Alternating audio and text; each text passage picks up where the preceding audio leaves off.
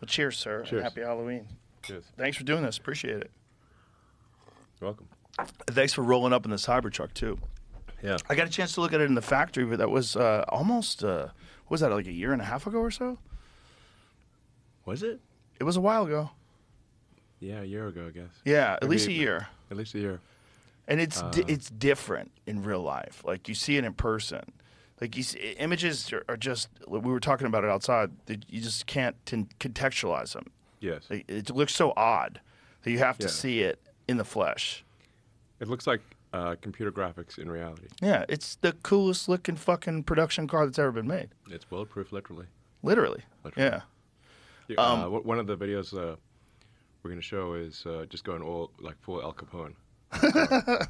Just like if Al Capone showed up and emptied the entire magazine of a Tommy gun into the side of the car, you'd be okay. The only thing that's not bulletproof is the glass. The glass is optionally bulletproof. Oh, it is optional? If you want it, you can make anything bulletproof if you want. But the glass has to be very thick for it to be bulletproof.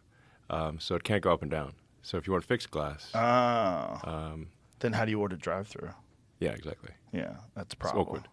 You got to pull ahead and open the door and get out. But it's okay. You can just duck. Yeah, you can just duck. How duck where? far away are you from full, like, delivering them to people? Has anybody gotten them yet? We plan to do our first deliveries next month. Oh, wow. So now it's just testing and fucking around? The hard part by far is manufacturing, not designing the car. And there's just not really a movie about that, but there should be. In the sort of the movies will always be about the sort of inventor who invented the car, and then the job is done. Right. Or invented the object. Now the job is done. This is not true.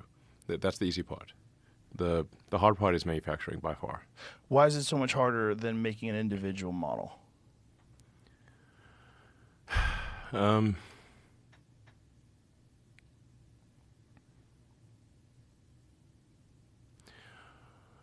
Well, in order to make it affordable, you have to make it at volume. So you've got to make everything at high rate, consistently.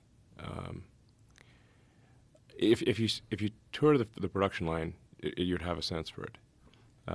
You've got to have all of the casting machines, all of the stamping machines, as the case may be, the glass machines, the wheels, the tires, everything required from the motor, the battery cells, all of the constituents of the battery cells, all of the silicon that goes in there, the chips.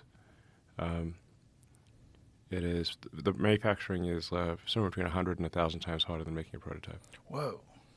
And then if you want to say, like, you want to get from, once you reach volume manufacturing, which is insanely difficult, then you want to make the car affordable.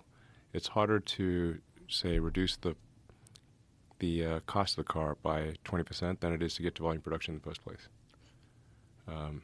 So I really cannot emphasize enough how hard production is relative to design. I'm not saying the design is trivial, because you have to have taste and you have to know what to make. If you don't have taste and judgment, then your prototype will be bad.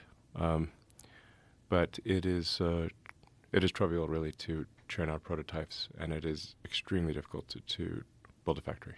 And how much more difficult is it to make this, considering the body's made out of steel?